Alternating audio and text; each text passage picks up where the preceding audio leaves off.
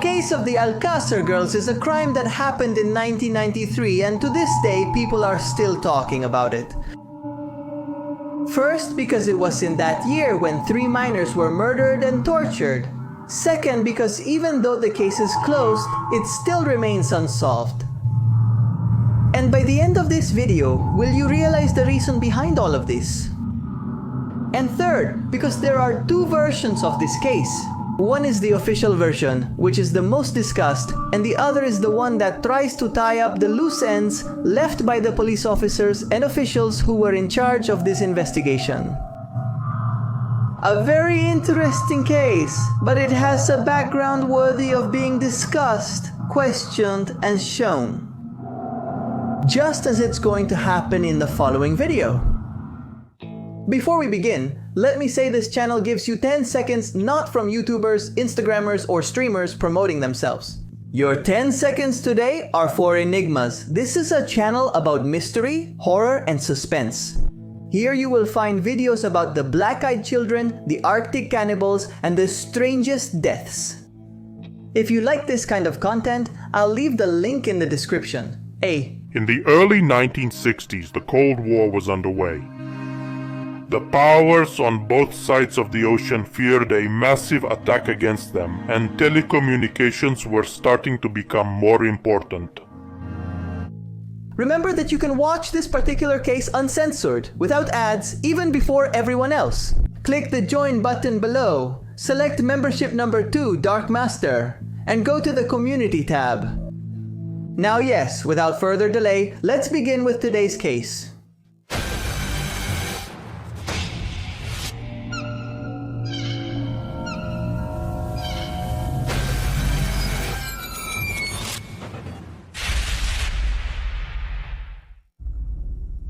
Alcácer is a small town in the Spanish province of Valencia. It has an approximate population of 7,000 people. It is surrounded by small towns that are 1 or 2 kilometers away. Above all, it has terrain that is ideal for hikers. Antonia Gomez Rodriguez was born in Valencia, Spain on May 25, 1977. They called her Antoni, and she had happily adopted that pseudonym because she hated the name she was given at birth. Toni was shy. By 1992, Toni was waiting to turn 16. She had finished her school years and wanted to start working to earn some money. Maria Deseada Hernandez Fulch, known as Desiree, was born almost a year after Toni in February 1978. In 1992, she was 14 years old. Miriam Garcia Iborra was born on July 28, 1978. She was the oldest in the group. These 3 girls, born in Valencia and raised in Alcácer, were very close friends. They were joined by Esther Diaz Martinez. Esther was lucky not to have accompanied her friends the day all this happened due to feeling unwell. Apparently she had the flu just like her parents and had decided to stay at home. On November 12, 1992, Toni called a local radio station at 107.7 and dedicated a song to his group of friends, which included Esther, Miriam, and Desiree. The song was Major Tom by Peter Schilling. From this moment on, situations that seemed ordinary turned into necessary details for what was about to happen. In this call, the radio host asks Toni what he was going to do over the weekend. Basically, she answers that she didn't know, but that she wasn't going to stay at home. Toni and his friends would disappear the next day. Toni had apparently spent the afternoon with his other friend, Esther. Miriam, after being with Desiree at school, was seen by her parents when she returned home. Her father, Fernando, was in bed, sick with the flu. Finally, the group of friends met at Esther's house. They were planning to go to a party in a neighboring town. More specifically, to a nightclub called Cooler, where the girls' classmates were throwing a party to raise funds for a graduation trip. The club, or discotheque as it's referred to in all the statements about the case, was located in a neighboring town called Picassent, which was literally on the other side of the Alcácer highway.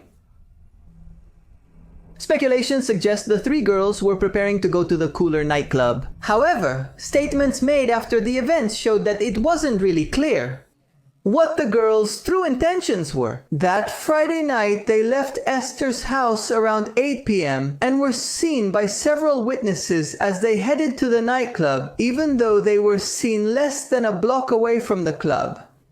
They never made it to their destination. They came and were bored, so I asked if they wanted us to stay and play cards. At first they agreed, but then decided to go to color instead. And they said, how are we going, walking or hitchhiking? They said they'd go hitchhiking, left, and haven't been heard from since. Several eyewitnesses saw the three girls the night they disappeared, although the timeline would be a bit confusing.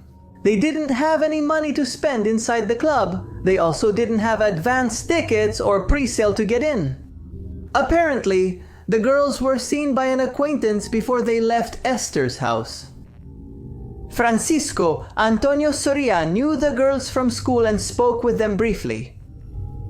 When Francisco spoke with the girls, he asked if they would attend the end-of-year party at Color, and according to his later testimony, they said they weren't. This would clearly contrast with the later official statement, and this is where the versions start to get tangled. The timeline is very important in this case, however, it has its gaps. Around 8:15 at night, Esther estimated that her friends had left, but another acquaintance of hers remembered seeing them sitting on the sidewalk a couple of blocks away. This acquaintance was an older boy, Francisco Jose Herbaz, driving by with his girlfriend. Francisco didn't know the girls well, but recognized them and offered them a ride. The three girls, who seemed to be hitchhiking, told Francisco they were heading to the Color nightclub. Francisco drove them, but he had to drop them off several blocks earlier because his car had a leak in the fuel tank. He couldn't take them all the way to the door. He had to detour to a repair shop. Another witness saw the girls walking down the main street that passed through Picassent. From there, they could head straight to the nightclub. The argument? A more interesting eyewitness account came from a completely unrelated source who came forward a few days after the girls' disappearance was reported. Maria Dolores Badal Soria was a 63-year-old woman who had seen the three girls walking in front of her house in Picassent. She estimated it was around 8 o'clock at night, which again adds more complications to the timeline of events. This elderly woman remembered seeing the girls get into a small white four-door sedan, even though they were only a few minutes away from their destination. Another very important detail was that Maria had seen some men inside this mysterious vehicle. Do you recall at least 3 or 4 men inside? Which raises an unanswered question. How many people can fit inside such a small car? According to the lady, 7 people sped away in this white sedan, whose make and model she couldn't recognize. This was the last time the girls were seen alive. From this point on, the mystery begins. When the girls didn't return home that night, each of the parents became worried. They all knew each other. All the parents went to their local civil guard post in Picassent. The Civil Guard would be the Spanish version of the National Police. There, they reported that the girls were missing. Similarly, the serious searches wouldn't begin until days later.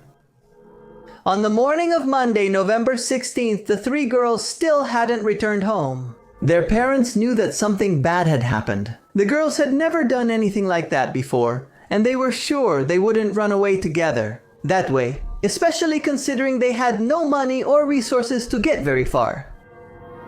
From this moment on, the assumptions pointed to the girls having been kidnapped. The following week, as November ended, the police interviewed friends and family members of the 3 girls, hoping to find a clue that could indicate their whereabouts. It was then that the Civil Guard collected almost all of the witness statements, including the testimony of Mrs. Maria Dolores Badal. During this time, the Civil Guard discovered that the 3 girls had not arrived at Cooler nightclub. Along the way to Picasen, the girls had disappeared. Miriam's father, Fernando Garcia, became the most public face of the investigation. He was the driving force of the group of relatives of the missing girls. Fernando Garcia was a hard-working father, and at the time of searching for his daughter, he himself said he had a broken heart. He started appearing on any radio or television program that would bring some exposure to the case. Just a few days after the disappearance of the three girls, he appeared on the television program Who Knows Where, hosted by Paco Lobaton. With him was the girls' friend who had been with them shortly before their disappearance, Esther Diaz Martinez. You can imagine how this family and the others we'll speak to are feeling. That day, Fernando Garcia Diaz.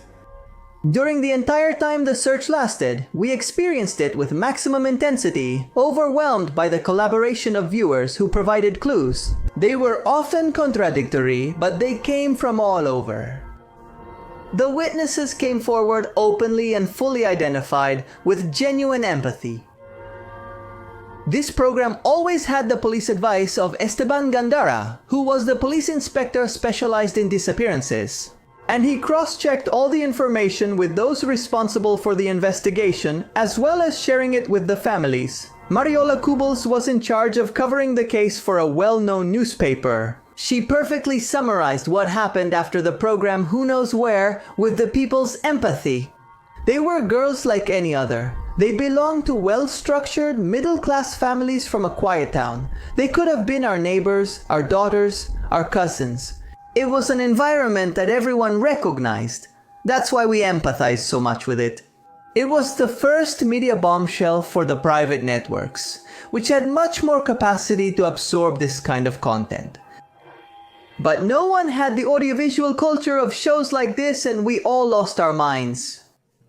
A few days later, the civil guard began to use force, trying to make the local criminals who had recently been released talk. All this without gaining any information. Days turned into weeks, and the Alcácer City Council still couldn't just sit still.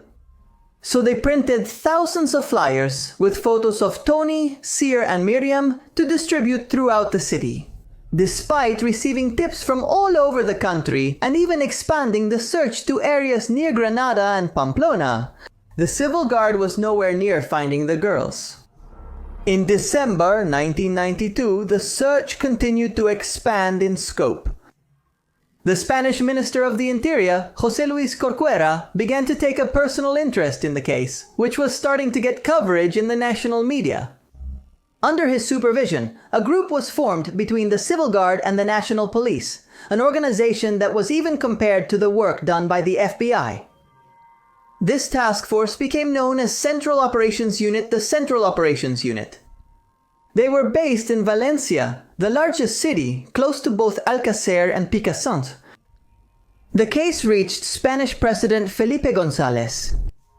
On Christmas Eve of 1992, he received the family of the three missing girls and listened to their pleas. He promised to assign more forces to the search, hoping for a quick resolution. By this time, the search had expanded to neighboring countries, even to bordering continents. The case was handed over to Interpol, who began adding nearby European and African countries as possible places of interest. That same Christmas Eve also marked another important episode of Who Knows Where, which included interviews with the girls' family members in their homes.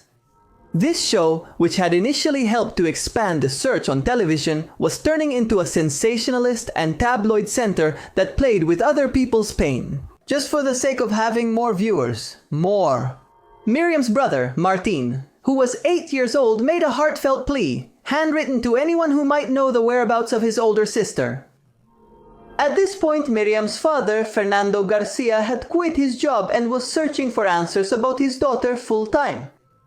During the following months, he planned to visit several news agencies in countries across Europe, including the British Broadcasting Corporation and Sky News. He even tried to arrange a meeting with Pope John Paul II to share the story of the three girls from Alcácer in churches and chapels worldwide. The case remained at the forefront of the Spanish media. The most painful thing for Fernando Garcia was that while he was out of the country spreading the word about his daughter, the bodies of the 3 girls were being discovered near their home.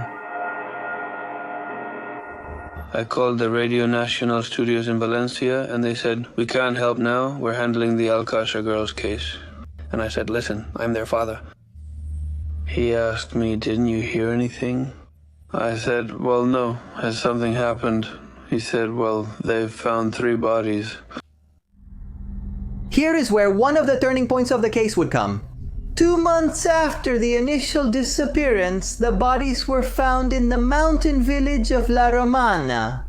La Romana at that time had only about 2,000 inhabitants. It seemed like a normal suburban town. The mounds of earth and hills surrounded it. Gabriel Aquino Gonzalez, a retired 70-year-old farmer, took up beekeeping after retiring. As a hobby, he kept his beehives near property owned by a relative, Jose Sala, who was about his age and with whom he got along well. The 2 men had parked their vehicle at the end of a street. It was around 10 in the morning. They wanted to take advantage of the sun to work on the beehives, which were located near the ruins of an old abandoned house. Having some time, Jose Sala sat down to rest for a moment and smoke a cigarette. Gabriel Gonzalez decided to walk around the area. For about 20 minutes, Gabriel walked around the nearby area, circling the 2 abandoned buildings that had been inhabited years before. Something shiny on the ground catches his attention. The 69-year-old man got scared. Gabriel shouted and walked to where Jose was, who met him halfway. He told him something was nearby, but he couldn't see it clearly. The 2 men approached slowly. What they found was a mound of loose branches and bushes that seemed to have been thrown over an elongated pit. Jose Sala removed some of these branches to see what was hidden underneath. The reflective object that had caught Gabriel's attention was a watch, a rather large watch.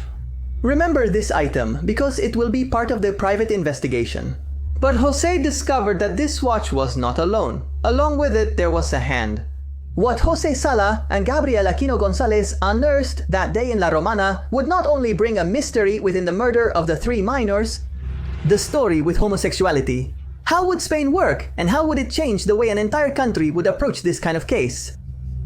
It was a story that would begin to be filled with conspiracy theories, rumors of police and political corruption, and endless speculation.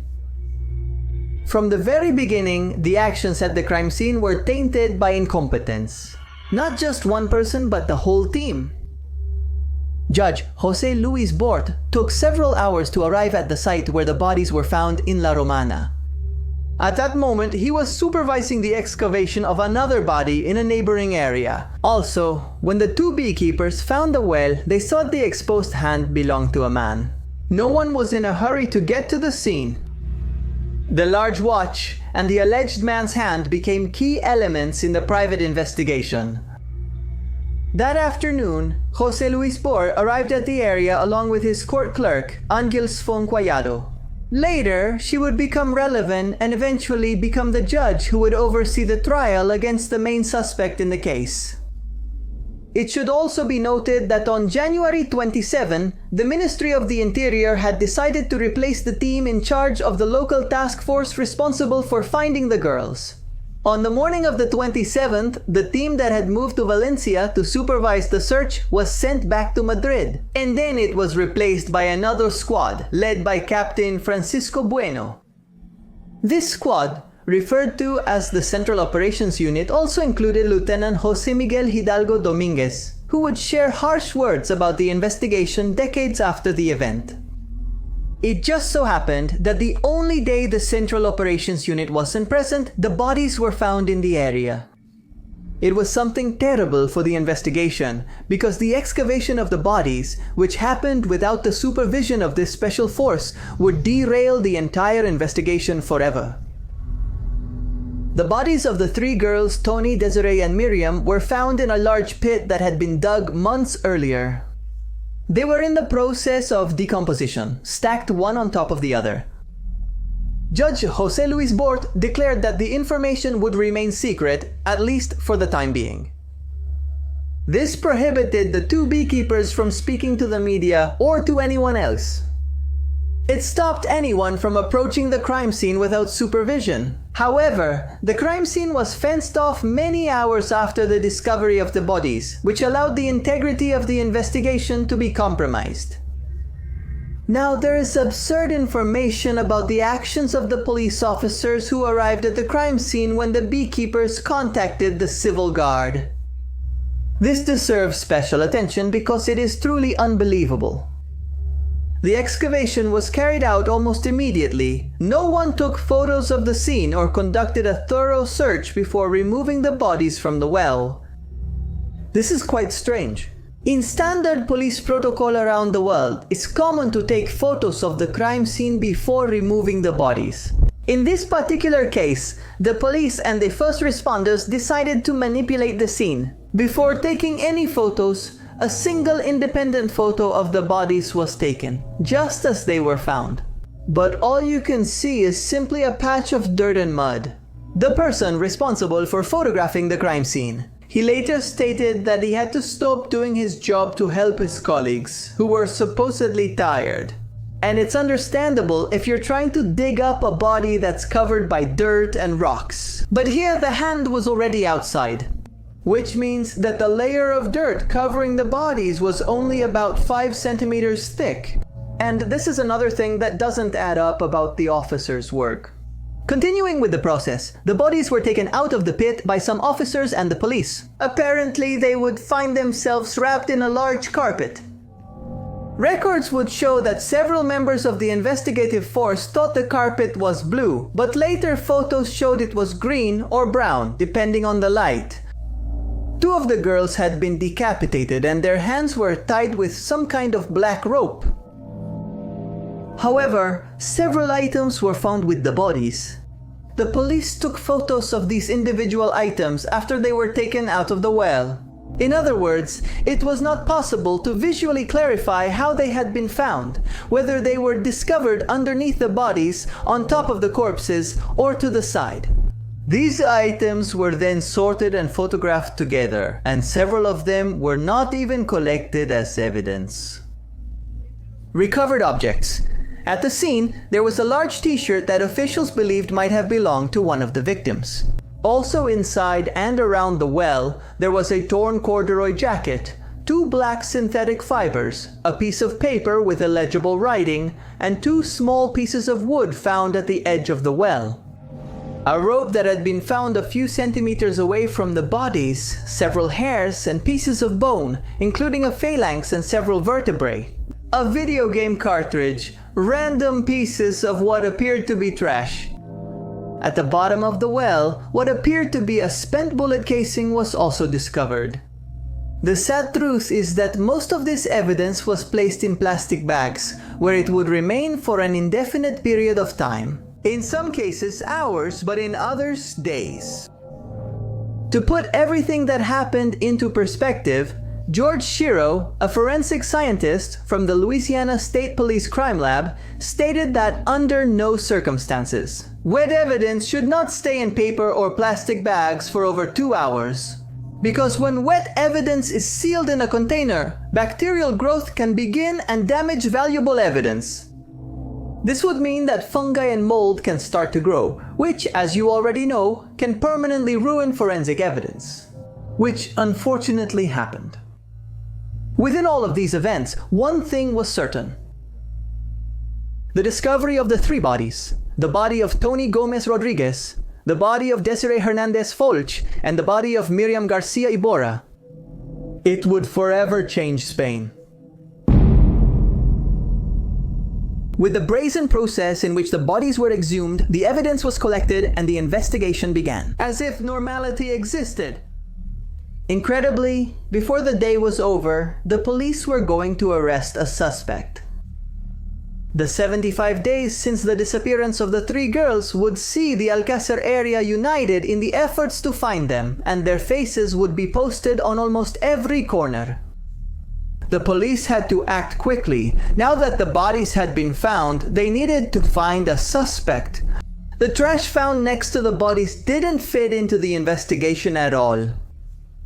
But in the area around the well where the girls had been found, investigators had discovered some pieces of paper. When assembled, they realized it was a brochure from a nearby hospital. It was the University Hospital La Fe, located a couple of hours to the northeast in the capital of the Valencia region. It turned out to be a brochure for outpatients that had been written the previous year. The information showed that the package belonged to an individual named Enrique Angles, a man who lived in Valencia and who had been treated for some kind of venereal disease in 1992. Anyway, Enrique Angles was the brother of Antonio Angles, a man who had been released from prison in December. In addition to being the frequent drug supplier and old friend of Miguel Ricard, another small-time criminal, Enrique Angles, the man mentioned in the hospital documents, was not particularly on the police's radar. They immediately believed that he could be involved in the crime, but their attention focused on Enrique's brother, Antonio, and his brother's friend, Miguel. Investigators focused on the Angles family in Catalonia, Spain. Antonio's mother and siblings, along with other relatives, were found in the house. While the police were there carrying out the search warrant, the man who would become the main suspect arrived. It was sometime between 7 and 8 in the evening when Miguel Ricard returned home. It's very important to point out that when he saw the police at his house, Miguel didn't run, he just walked to the place, where they would all later be arrested and taken to the nearest civil guard station to be interrogated. Around midnight, the police finally started interrogating Miguel. They brought him to a room with several men in plain clothes. Miguel Ricard told them his basic information, like his name and the fact that he had spent December in prison for stealing a vehicle. Miguel told these investigators that he drove a white Opel Corsa, a car that vaguely matched the description of the vehicle in which the girls had disappeared. From that moment on, the police focused on him as the main suspect. They pressed Miguel about his vehicle, asking him if he had ever lent it to anyone. At first, Basilio said no, but then he said that he had lent it to his friend Antonio Angles on a few occasions. Before Miguel went to jail in December, he had left his car in the care of his girlfriend, nicknamed La Loli. So the police who were investigating Miguel began to focus on Antonio Angles. In Miguel's statements, he emphasized Enrique Angles' innocence, arguing that his friend's younger brother was harmless and couldn't hurt anyone. He refused to say the same about Antonio, admitting that he was indeed capable of committing this crime. This statement was officially labeled as the voluntary statement made by Miguel Ricard Tarrega. Despite being held at the Angles house, he had not been arrested, not officially arrested. The police used some inconsistencies in the voluntary statements of Miguel Ricard as evidence of his involvement in the crime. Beyond his behavior, the authorities were intrigued by some of his answers about his whereabouts on the night in question. When he was asked where he had been on November 13, 1992, Miguel kept claiming that he had been in prison. The police knew that he had spent most of December in jail for vehicle theft, but they had no records of him being in prison. On the Friday when the girls disappeared, a quick call to some prison guards confirmed their suspicions. The guards couldn't find any record of Miguel being there when the girls disappeared. And without an alibi, was this enough for the detectives? Around 5:40 a.m., Miguel Ricard was read his rights in a holding cell and was officially charged as an accomplice in the murders of Miriam Garcia Iborra, Desiree Hernandez Folch, and Tony Gomez Rodriguez. In his arrest documentation, it states that he did not want to testify and that he did not want a lawyer. Both refusals would change in the next 24 hours. Once Miguel Ricard is officially interrogated by the civil guard as a suspect, he completely changes his statement. At this point, the police did not know where the three girls had been murdered, Alcácer. They had been found in the mountainous region of La Romana, but the area was surprisingly sparse. As for evidence of the murders, there was no blood or proof around the crime scene to indicate that they had been killed there. On January 28th, as Miguel Ricard sat in detention, 6 doctors prepared to begin autopsies on the 3 victims, led by doctors Fernando Verdu and Francisco Ros. The bodies were examined in the order they were discovered. The first body, that of Tony Gomez Rodriguez, was the first to be examined. She was one of the girls found without her head attached to her body. Like the others, Tony was tied with her arms behind her back. She was the one wearing the watch that the beekeepers from La Romana originally detected, which led to the discovery of the bodies. These doctors discovered that her body showed signs of rape, but her hymen was still intact. If a rape had occurred, it was probably anal. The forensic experts identified the cause of death as a bullet in the skull. Then they moved on to the second body, that of Desiree Erna de Folch. They found her with her arms tied behind her back, one bent at a horribly unnatural angle. Her remains had been eaten by a scavenger animal, but most of her clothing was surprisingly intact. Like the first victim, her head was also found detached from her body. They found her without stockings, which even her family found strange. What was most surprising about this corpse was the fact that one of Desiree's nipples had been removed, apparently with pliers. This act, allegedly carried out by one of the killers, adds an even greater level of sadism. An examination of the victim's genitals showed signs of rape, both vaginal and anal. She had also been killed with a gunshot to the head, but the wounds on her torso appeared to show signs of bladed weapons. That same afternoon, the doctors continued with the third victim, Miriam Garcia Iborra. Like Desiree, Miriam was found without socks. A gruesome missing piece was Miriam's right hand, which investigators never found. And unlike the other 3 victims, she had probably suffered some kind of beating at the hands of her captor, since she was missing several teeth. Like the second body examined, she also showed signs of multiple rapes. Her genitals showed signs of tearing. While Miguel Ricard was already in a prison cell, the media invaded not only La Romana, but also Alcácer, absolutely the entire city. The bodies hadn't even been positively identified as the Alcácer girls, but several pieces of clothing seemed to match. The victims' families gathered at the Alcácer town hall, where investigators and police joined them and confirmed that the bodies were those of the 3 girls. Just a few hours later, almost all the regional news networks were tuned into the crime, trying to get statements from the family members involved. During the following weeks and months, the media would be there to broadcast every little detail, no matter how gruesome or obscene it was. They were there to ask the families of Miriam, Desiree, and Tony how they felt about having had a daughter murdered. They asked them how they felt about knowing the details of the crimes committed against their loved ones. How did they decapitate the 2 girls, and how did they tear off one of the girls' nipples? How both of their hands were tied, but one of them was missing a hand. A completely unbelievable situation. But did it really happen that way? And did people consume this kind of information? Unfortunately, the police had little evidence to feasibly connect their suspect to the crime. He had a car similar to the one seen near the disappearance, and a piece of paper was found with the name of someone close to him. So the police focused on the man they had in custody. Miguel Ricard. On January 28th, Miguel Ricard confessed to being involved in the crimes. His confession took place close to midnight, almost a full day after he was originally detained. It is said that Miguel was not allowed to eat or sleep during this period of time. In this confession that Miguel later signed, he gives the investigators an approximate timeline of how both of them had kidnapped the girls. Miguel's first confession began by saying that he and Antonio had taken the 3 girls at an unspecified time and that they agreed to go willingly. Apparently they had used another vehicle, a blue Seat Ronda, a Spanish car brand, very similar to the old Honda Civic. This clearly contrasts with the car used by the alleged kidnappers. Anyway, Miguel claimed that he and Antonio had taken them to La Romana.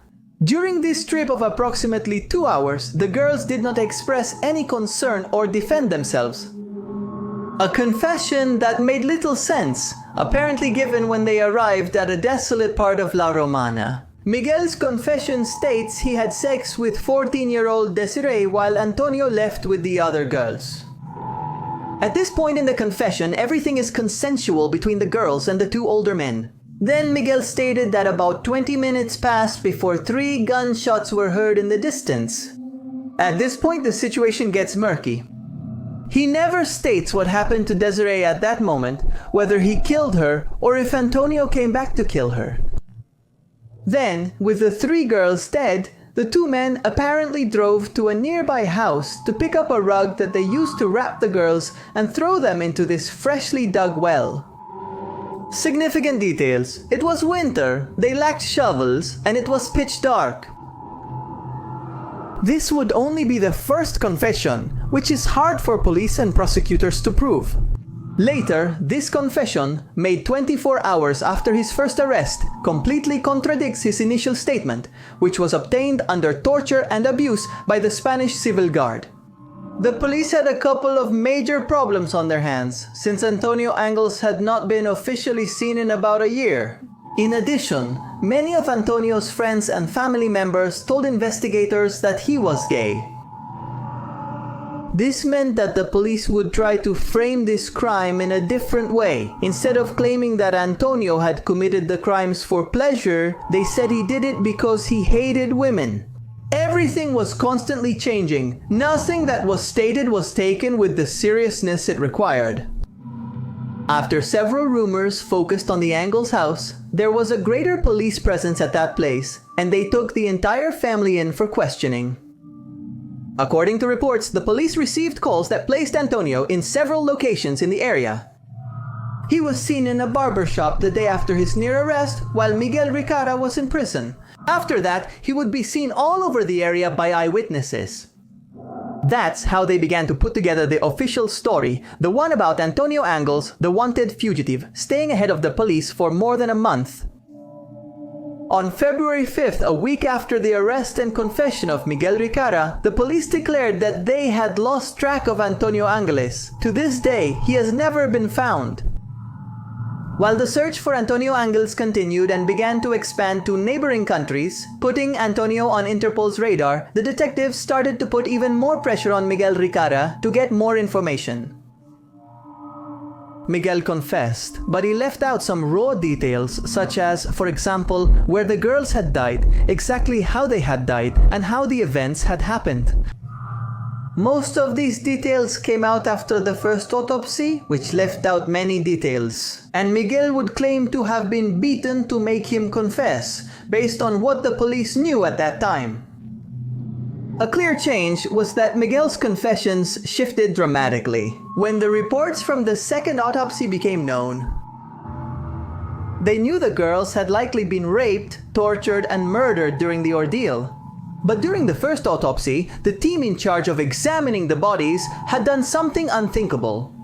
They had washed the bodies with water before the procedure. Much of the forensic evidence that could be recovered had literally gone down the drain. Who ordered the second autopsy? Dr. Luis Frontela Carreras criticized this investigation for permanently damaging much of the evidence, like collecting hairs found on the bodies in a single container, performing unnecessary amputations, and discarding evidence that could have been useful to the forensic experts, later on, like the larvae found on the bodies. This could cause major discrepancies when comparing the accused's statements with the facts and event reconstruction. It would also keep the exact truth of what happened from being known, declared Dr. Carreras. The second autopsy was done on January 29, a day after the first. It lasted until about 9:30 p.m. On the other hand, Miguel Ricard would make a new confession just a couple of hours later, in his second confession. Miguel provided a lot of information that helped the investigators better complete what had happened between the kidnapping of the girls in Picassent and their eventual burial in La Romana. In this confession, he talked about how they picked up the girls in Picasso around 8 p.m. and then took them to La Romana. Antonio had apparently hit one of them in the mouth with the butt of a pistol, breaking her teeth. This goes completely against the story he told the night before, when he claimed that his trip to the mountain was peaceful. Miguel's second confession stated they went to an unknown place to rape and torture the girls. This matches the fact that the girls had been buried in La Romana, but had been killed somewhere else. The police still had no idea where, so Miguel's confession was notably lacking this information. Many details from the first confession had changed. He was now driving the white Opel Corsa instead of a blue vehicle. Instead of miraculously looking for a well to bury the girls, they brought a hoe and a rake to dig it. Very different things from the first statement, and paradoxically they matched what the police were saying. This continued during Miguel's many confessions. In the mid-1990s, DNA testing was not used as frequently as it is today. During the second autopsy, the forensic team found 15 hairs on the girls' bodies. Almost all of them had the consistency of pubic hair and were found on or around the three bodies. To make matters worse, the videos of these first two autopsies disappeared. This would be another major mistake that the investigation team had to face. While Miguel Ricard continued with his confessions and worked in a prison cell, the main suspect pursued by the police, Antonio Angeles, kept leaving evidence in different places. I say leaving evidence because that's exactly how it seemed. Police reportedly received reports in the days after Miguel's arrest, and members of his own family by the police. Antonio was seen in the Catarroja area by several people. First, by a taxi driver who took Antonio from his hometown of Catarroja to the nearby city of Turiz. And secondly, by a hairdresser who reported that Antonio was dyeing his hair. They saw him with bleached blonde hair, but he was dyeing it back to a darker, less noticeable color. That night, Antonio tried to get a room at a hostel, but he was turned away because the hotel employee identified him as Antonio Angles. At this point, he was one of the most wanted men in all of Spain, so it made sense that he couldn't escape without trouble. And even less so by showing up under his own name. However, when the police arrived at the place, Antonio had already left. This would become the central topic during the next month. The police claimed to be on his trail, always about to catch him because of the amount of evidence he had left behind.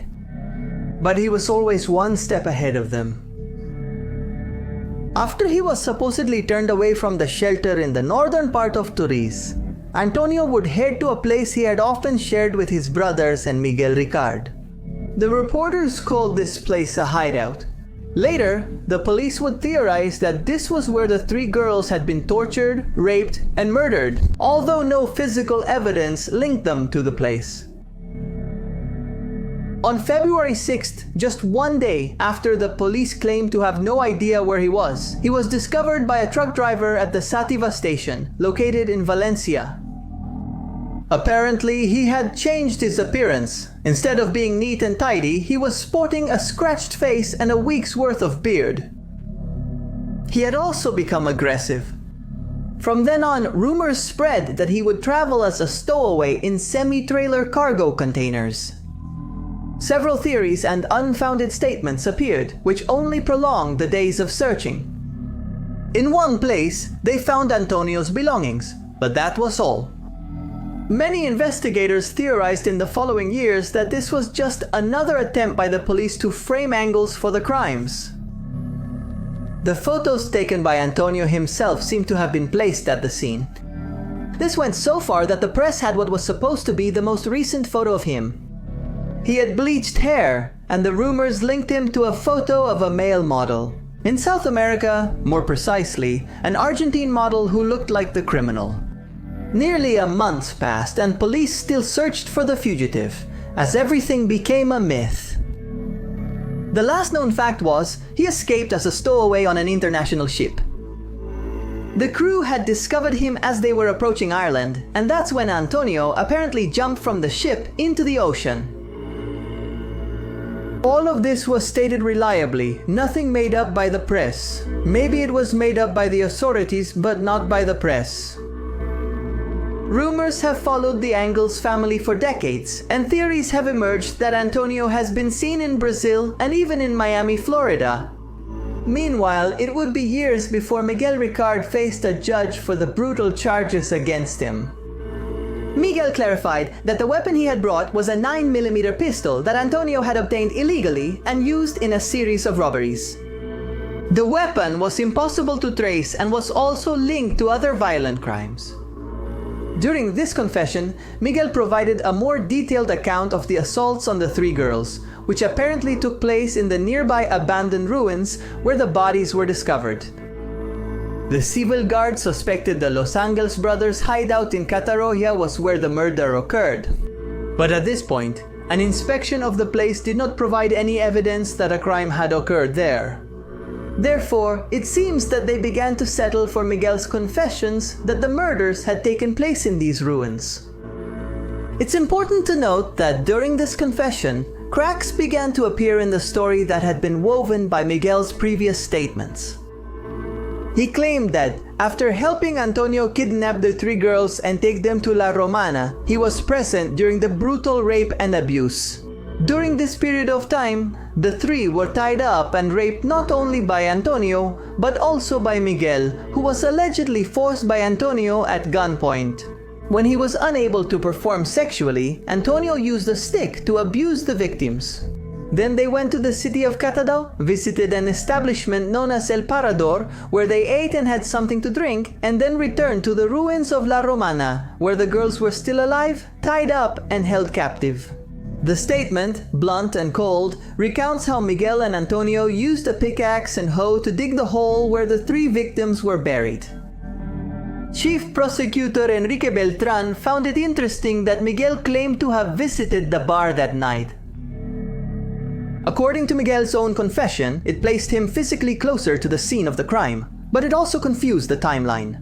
Especially because Miguel claimed to have been there before the girls had possibly been killed. Either way, they went ahead with the trial even though they still didn't have a murder weapon, crime scene, or forensic evidence linking any suspect. On Friday, May 9, 1997, Fernando Garcia, father of victim Miriam Garcia Iborra and spokesperson for the families, requested a delay in the trial's start.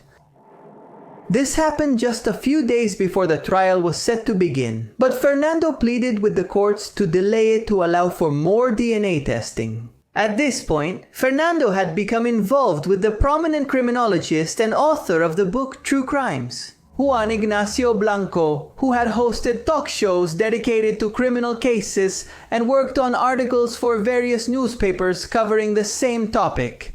Juan Ignacio Blanco had started investigating the case of the Alcácer girls as part of his work, but it would end up capturing his attention. As I said before, Fernando had quit his job after the girls disappeared to conduct his own search. 75 days later, he had traveled internationally to spread his story to anyone who was willing to listen. When the bodies of the three girls were found, he was in the United Kingdom, preparing to speak with the British Broadcasting Corporation. 4 years later, he was even more shielded by the case. In 1997, his marriage was in ruins and his own wife was knocking on death's door. Miriam's mother had been battling liver cancer. Despite everything, Fernando kept fighting for the truth. He had been pushing the case for years, and with The trial so close, he wanted to make sure there were no miscalculations. He delayed the case because he wanted to make sure the police had exhausted all avenues before proceeding with a criminal trial. Above all, he had begun to doubt the official police report. In September 1996, Fernando Garcia accessed police files detailing the entire investigation. By sharing those files with Juan Ignacio Blanco, the two began to understand the complexities of the case. they realized that the police had nothing on Miguel Ricard, other than some circumstantial evidence that wasn't worth much, and confessions that Miguel claimed were coerced. Fernando had been pushing not only to delay the trial, but also to broaden the scope of the investigation. He doubted Miguel Ricard and Antonio Angles acted alone in the crime. They still weren't sure about their guilt, but he theorized that maybe they were simply part of something bigger. Maybe they were just some fools set up to look guilty within a larger criminal organization that had kidnapped the girls and handed them over to more prominent figures. Fernando Garcia was sure that the police weren't seeing the whole story. From January to July 1997, Fernando appeared on various radio and television programs, frequently with Juan Ignacio Blanco. The two of them spoke freely about their ideas regarding the case. Miguel may be guilty, but he and Antonio Angles definitely did not act alone. There were high-ranking officials in the government involved, maybe even elected officials or members of law enforcement, they said live on Spanish television. They accused specific people, politicians, and esteemed members of society who had been followed by rumors of wrongdoing for years. Fernando even accused the team that had carried out the exhumation of the bodies of being inept, specifically 4 members of the Spanish Civil Guard. He said they lost crucial evidence for the case. Fernando accused Attorney General Enrique Beltran of laziness and complacency, saying he targeted Miguel Ricard simply because he didn't care. This caused a great stir in the community and led to further developments later on, both for Fernando Garcia and for Juan Ignacio Blanco. Through his accusations, Fernando Garcia divided the families of the victims. The parents of Tony Gomez Rodriguez supported his efforts to delay the trial and gather more forensic evidence, but they remained fairly neutral. However, the parents of Desiree Hernandez Folch were not very communicative about the wishes of Fernando Garcia. In fact, Desiree's mother, Rosa Folch, actively fought against Garcia and his claims. Rosa Folch said that the police had the right to do it, and that Miguel Ricard, who has now been in prison for more than 4 years, should have his day in court. When Fernando Garcia decided to start a fundraising campaign in July 1997 called Niñas de Alcácer, Rosa Folch fought against it. She didn't want her daughter's image or likeness to be linked to Fernando Garcia's parallel investigation. She demanded that this fundraising effort stop.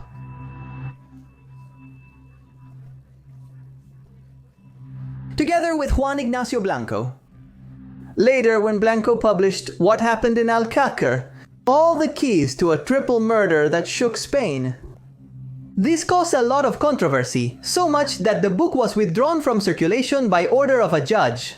Rosa Folch also became a critic of this, but there will be more details about this book later. The main reason why Fernando Garcia wanted to delay the trial was because of the new information presented by Dr. Luis Frontela Carreras. Dr. Frontela had noticed that the piece of carpet material in which the girls were buried, often referred to as the carpet, contained untested DNA. That meant there appeared to be blood and semen stains on the carpet, none of which had been analyzed by a forensic expert. Dr. Luis Frontela had not been able to test the carpet for bodily fluids before this period of time, because the technology simply wasn't ready to be used. However, the father's requests fell on deaf ears. On Monday, May 12th, Miguel Ricard would finally see the inside of a courtroom more than 4 years after being arrested. Originally, the trial was presided over by Mariano Tomás Benítez, a prominent judge who had been part of important legislative and criminal proceedings. Prosecutor Enrique Beltran questioned Miguel's character during the trial. They alleged he was an accomplice to Antonio Angles, the main perpetrator. In his confessions, he consistently said he acted on Antonio's orders and was too afraid to question him. When he was first arrested, he was assigned a public defender, but during the legal year that followed, he ended up changing lawyers 7 times. His last representative, Manuel López Almanza, was appointed on January 7th of 1997. was almost 5 years after the discovery of the bodies and just 4 months before one of the biggest trials in Spanish history began. Lopez Almanza was Miguel's lead attorney at the time. He had to review more than 8,000 documents related to the trial, including countless expert opinions, Miguel's own confessions, any piece of evidence, and the police files themselves that had been piling up for half a decade. The trial lasted almost 3 months. A key moment was when the defense noted the only evidence tying Miguel and Antonio to the crime was a hospital pamphlet bearing Enrique Angeles' name. No videos or photographs were taken of the crime scene. Instead, the first responders had gathered the evidence into a single area and photographed it there. Their argument was that since it was a wide open area where the wind came and went, no piece of paper, whether it was found at the burial site of the 3 girls or around it, would have stayed in one place. People had gone to see this area in the years that followed and had tried to see how far the pieces of paper could go in La Romana's hills. Almost all of them reported the disappearance or that they had been found hundreds of meters away. It was very unlikely that this pamphlet, which had been found at the crime scene, had originally been placed there. One topic presented at the trial was the autopsy videos. The video of the first autopsy was shown without sound to the church, at the insistence of Dr. Luis Frontela Carreras, the forensic expert at the trial. This footage was shortened to about 20 minutes. The procedure lasted several hours, involved 3 victims, but only 20 minutes were presented as evidence. This was the failed autopsy that mishandled evidence but was still conducted. Then the video of the second autopsy was presented, which seemed just as messed up as the first one. The reports indicated much of the video was sped up, with some segments repeating footage from the first autopsy.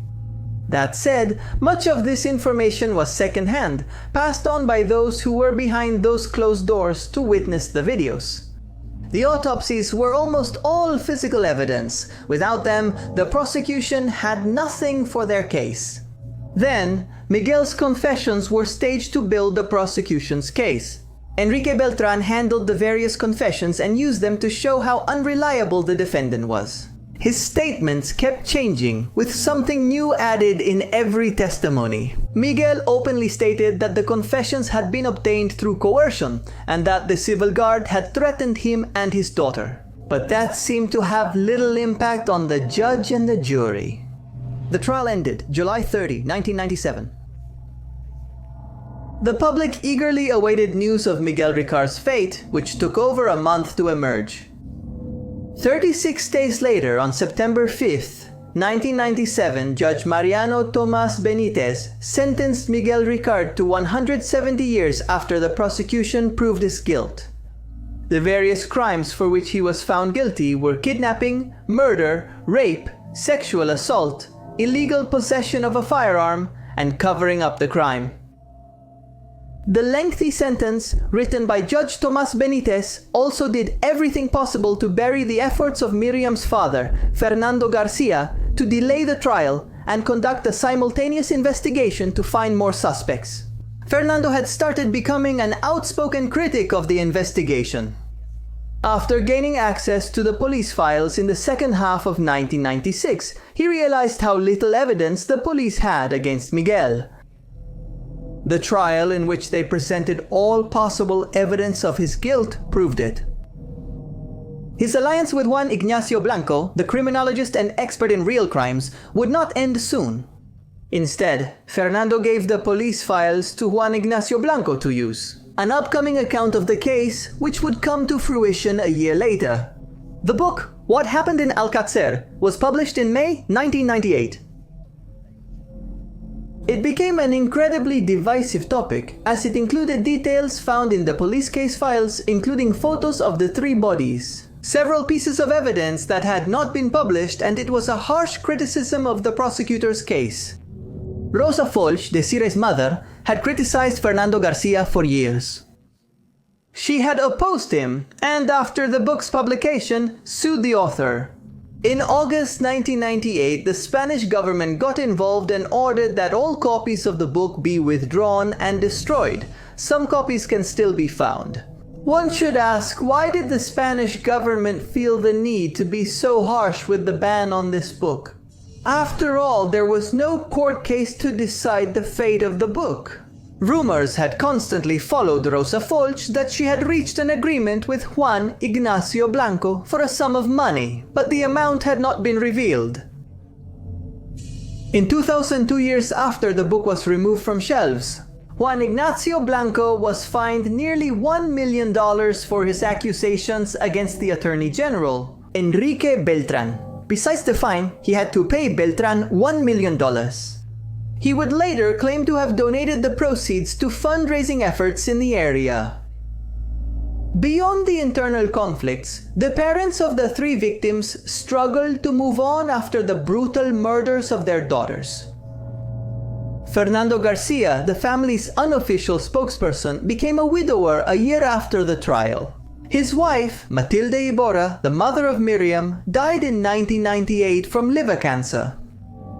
He continued his career, opened a successful mattress store in Alcácer, and raised 2 children. He remarried and had another daughter, Lucia.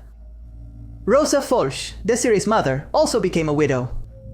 In June 1994, a year after the 3 girls' bodies were found, Desiree's father, Vicente Hernandez, died.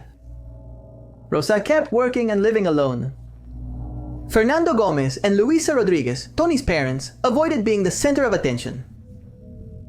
They originally supported Fernando Garcia's efforts to delay the trial and prove more facts, but eventually rejected him completely. They kept a large portrait of Tony in their living room for the rest of the world to see and remember her, but they didn't want to drag their whole family through the mud of public statements. Tony's father, Fernando, filed a lawsuit on behalf of the 3 families. The lawsuit filed by Rosa Folch in 2005 was directed at the state for allowing Antonio Angles his 6-day pass to leave prison in 1992. Without that pass, he wouldn't have been able to commit the crime against the 3 victims. And despite wanting to avoid the lawsuit, the state had used Antonio Angles as a scapegoat in the trial against Miguel Ricard, which is why they were forced to pay. Each family got over 300,000 euros from the state, but it couldn't compare to losing their daughters. The case wouldn't be closed with that amount of money, at least not for Fernando Garcia. In 1997, he and Juan Ignacio Blanco launched a media campaign to expand the investigation. During this campaign, they accused several public figures of being involved in a cult. The list includes several prominent politicians and businessmen. They named these figures on national television. Among them were civil governors, secretaries of state, CEOs, high-ranking officers of the Civil Guard, and more. They claimed that Miguel Ricard could be involved in this group as some kind of henchman. Maybe he picked up the girls or disposed of the bodies. But he definitely hadn't acted alone. They also theorized that Antonio Angles, known in Catarroja as a drug dealer, was probably also involved in acquiring the girls, but he didn't stay longer. They believed that his entire escape, traveling through Spain and Portugal to stow away on a ship, was an invention by the Spanish government. This story would take an even bigger turn when Juan Ignacio Blanco began to openly talk about supposed material in which the 3 victims appeared. This video was given to the author of the book by a pastor from Alcácer, who also got in touch with Fernando Garcia. According to these 2, the pastor had spoken with someone involved in the crime, who felt guilty in the following years and was compelled to confess. This snuff tape's appearance coincides with a 1999 letter sent to the Spanish media, denouncing the trial as a fraud. The video reportedly showed clear footage of Desiree Hernandez Folch being tortured and killed by at least 4 identifiable people. Blanco says he gave a copy of the tape to the Spanish Minister of the Interior. If this video existed, why hasn't anything about it come out? The Spanish media had done a good job of painting Juan Ignacio Blanco as a crazed conspiracy theorist, and Fernando Garcia along with him. Although Juan Ignacio Blanco had threatened to release the video in a format that would allow him to avoid legal trouble, it is unknown if this would be through the deep web. But rumors about the tape have continued to fuel claims of a conspiracy behind the three victims' murder. In June 2009, after years of accusations and theories, Fernando Garcia and Juan Ignacio Blanco were in trouble again. The two were prominent figures in a television documentary about the trial of Miguel Ricard. Throughout the documentary, they had made accusations against the chief prosecutor Enrique Beltran, claiming that he had conspired with high-ranking officials to sink the case. They also said the prosecutor's office formed a rushed and mistaken view of Miguel Ricard. Fernando Garcia was ordered to pay nearly 300,000 euros to multiple people.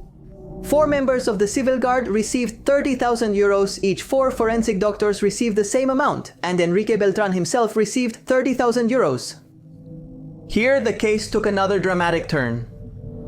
By collaborating with Fernando Garcia and sharing theories in his own works, Juan Ignacio Blanco not only received the same harsh fines and financial obligations, but he was also sentenced to 2 years in prison for spreading theories about the accusation. The prosecutor's office had originally tried to sentence Blanco and Garcia to 16 years, but the court was lenient with both of them. That sentence had further muddied the waters around the investigation, which many see as closed from the very beginning. The only 2 real figures who criticized the opinion of the Civil Guard and the prosecutor's office faced crippling fines and prison sentences. Many saw it as a very stoic and cruel statement from the Spanish government that if you criticize the official narrative, you will face the same unjust reward. Despite everything, Juan Ignacio Blanco continued making accusations in the years that followed. Despite his prison sentence, he remained a prominent criminologist. He founded his own website, Criminalia, to publicly archive and store records of murderers and criminal activities. In 2013, Blanco continued to publicly discuss the snuff video he had, which allegedly showed Desiree Fulch being tortured and murdered. He claimed that it's not something to be talked about lightly. He said that watching the video was a turning point in his life and it was something that changed him noticeably. He wanted to release him to force the Spanish government to act, but he was simply handcuffed. In an interview on the radio show Luces y Sombras, still available on YouTube today, he said he didn't show it because those he'd expose could easily make him and his family disappear. Only time will tell if the work of Juan Ignacio Blanco and Fernando Garcia will lead to any change. Each of them put their blood, time, sweat and tears into uncovering the truth about who killed the 3 girls from Alcácer, but all they achieved was regional publicity and financial setbacks. However, the year 2013 would bring other surprises for the case.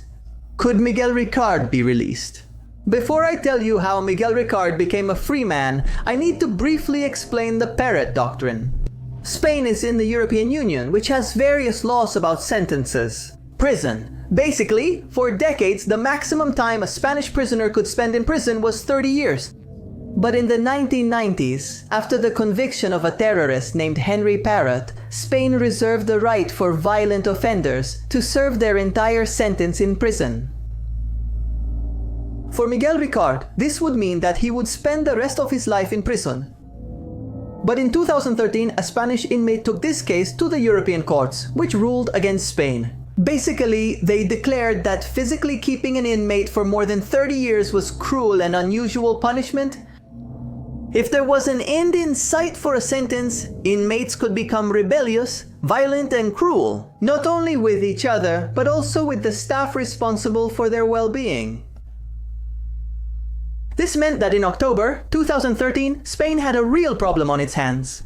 Hundreds of prisoners had to be released at once, and they needed to develop a plan to make the process slower and safer. Miguel Ricard was among the prisoners who had to be released. He had been in prison for more than 20 years, having been arrested for the first time in January 1992. He seemed like a different person. His youthful, chiseled look with a full head of hair had changed to a burly, bald, bearded man. Miguel Ricard was freed on November 29, 2013. He wore a white jacket and a ski mask covering his face. He was greeted outside the prison not by friends or family, but by a swarm of journalists eager for his first words. He refused to speak and headed to a nearby train station. Using part of the earnings he had made working in prison, about 2,000 euros, he took a train to a nearby city and got off before his destination with the ticket. From there, he got into a car where two strangers were waiting for him and headed to Madrid. Miguel recorded a single phone interview with a news station the day after his release, in which he claimed to be innocent of the crimes for which he was convicted. He called the crimes against the three teens an outrage and accused the prosecutor's office of framing him. Miguel was not warmly received after his release. After all, he had spent half his life behind bars and was considered the most hated man in Spain. People kept him away from their establishments, and every time he was recognized, he faced mockery and insults. Miguel stayed off the grid in the following years. To this day, no one has a clear idea of where he is. There are only rumors, but evidence keeps showing up at the scene. In 2017, on the occasion of filming an episode of the ETV show called The Bone Reader, dedicated to the 25th anniversary of the crime, forensic anthropologist Francisco Echeverria found a human premolar next to the crime pit. The anthropologist said, "I am certain it belongs to one of those girls." In addition, the civil guard also assumed that the tooth belonged to one of the murdered girls. But the biologists couldn't extract DNA, so nothing was confirmed. Conversely, a recent development in the case is because of a couple walking near the crime scene. On June 24, 2019, these people found some bone remains. In total, there were 4 bones. The first one was found on the surface, while the other 3 appeared when the ground was stirred with a stick. The couple wrapped the bones in aluminum foil and took them to the Guardia Civil station in Oliva. Initially, it was believed the bones could be animal leg fragments. The Institute of Legal Medicine of Valencia and forensic expert Francisco Echeverria identified them as 4 human phalanges. It is believed these may be bones missed during the 1993 body removal. Judge Alcàsser will have to decide whether to perform a DNA analysis on the bones to determine if they belong to one of the girls. This may be because Miriam's right hand is missing, but it's still unclear. Today, the murders of Tony, Desiree, and Miriam are considered technically solved. But even so, one of the main suspects is free of conviction, and the other hasn't been officially seen in more than 25 years. The evidence left with the bodies of the 3 victims points to a narrative not explored by the prosecution. As mentioned, 15 hairs were found on the 3 bodies. The DNA test compared these hairs with those of Miguel Ricard and Antonio Angeles, but 2 of them showed negative matches. However, the ones that were analyzed pointed to at least 7 different individuals, all of whose DNA was not in the forensic database of the Spanish Civil Guard. This hasn't been done simply because the case file was already technically closed. Antonio Angeles remains a fugitive according to the Valencian courts and is the only suspect still believed involved in the Alcácer murders. In the decades since the murder, several individuals and organizations have been pointed at. Many still believe, as they did years ago, that Miguel Ricard and Antonio Angeles acted alone in the kidnapping and murder of the 3 victims. However, the evidence has shown that there are more men involved regardless of the story in which the prosecutor's office framed this case. This concludes the lengthy investigation into the Alcácer girls case. I hope you liked this video because it took us a lot of time to make. Both the research, meaning the script, the recording, and the editing. We've been working on this for over a month. I hope you enjoyed it. If so, please like and share it on social media. You can watch this video uncensored and ad-free by clicking the join button below. My name is Magnus Mephisto. We'll definitely see each other again in the next video. Goodbye.